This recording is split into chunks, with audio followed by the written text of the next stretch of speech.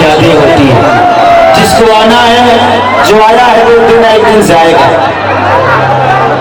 कुछ लोग समय से पहले चले जाते हैं,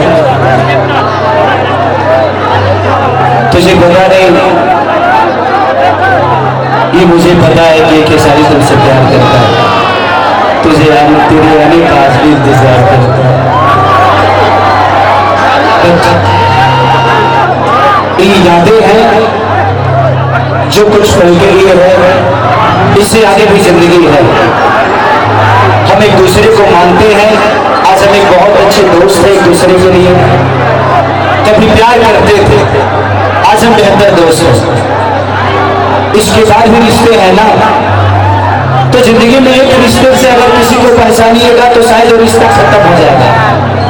एक रिश्ते को कम से कम हजारों रिश्ते से तोड़ दीजिए, शायद वो रिश्ता हमेशा मजबूत हो जाए।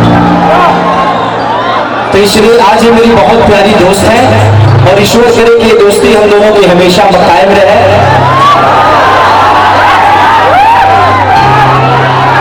कि प्यारे नहीं खेल लिखल,